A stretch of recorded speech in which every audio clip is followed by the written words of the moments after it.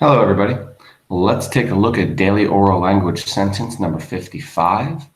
Allow me to put it on your screen.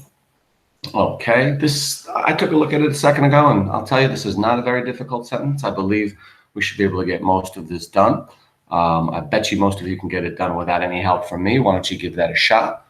And now let's take a look at it. Okay, I'm going to read it out loud. It says, next Thanksgiving, we will travel to the Northeast and visit Boston, Massachusetts, where my aunt lives. Again, let's say that again. Next Thanksgiving, we will travel to the Northeast and visit Boston, Massachusetts, where my aunt lives. Okay, let's fix this sentence going right from the top. Clearly, let's capitalize next because it's the beginning of our sentence. Let's also capitalize Thanksgiving, of course, because it is a holiday, so we capitalize that. So we have next Thanksgiving, we will travel. I can say we will travel. Can I also say we'll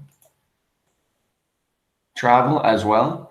So I can say we or we will. It's up to you, whatever one you want to do. So next Thanksgiving, we will travel to the Northeast. So we're traveling to it, not going there as well. If I wanted to say something like next Thanksgiving, we'll travel to the Northeast too, as in I'll do that as well. I can put a to in here.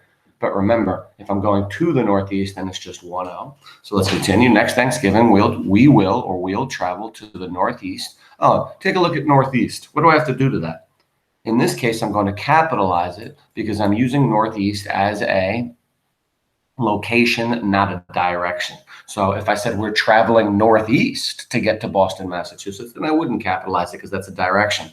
But in this case, we're saying we're traveling to the Northeast. Just like if you ever say you're going out to the west for the summer, you would obviously capitalize west. So let's continue. We have next Thanksgiving, we'll travel to the Northeast and visit Boston. We can get rid of this too. That was just to show you something. Let's start again. Next Thanksgiving, we'll travel to the Northeast and visit Boston, Massachusetts. Now take a look at visit is an I. Take a look at Boston is an O. We have to make sure we're spelling these correctly. Massachusetts is spelled correctly, but let's take a look at it. What do we always put between cities and states? That is correct, a comma, and always after the state, we put another comma as well. Let's read it with the commas. Next Thanksgiving, we'll travel to the Northeast and visit Boston, Massachusetts, where my aunt lives. Let's put a period at the end of the sentence, and I ask you, are we done? No, we still have one more thing in this, and that is this. Let's lowercase the aunt because, of course, we're using it as a title, not as her name. If I said where aunt lives, then I would if you call her aunt.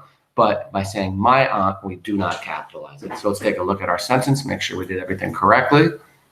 We have next Thanksgiving, we'll, which is apostrophizing we will, or you could just put we will, travel to the Northeast. Please note I capitalized the N in Northeast because I'm using it as a location, not a direction, and visit Boston, comma, Massachusetts, comma, where my aunt lives. And please take special note that I decapitalize aunt because, of course, I'm using it as a title. She is my aunt, not as a name. She is aunt.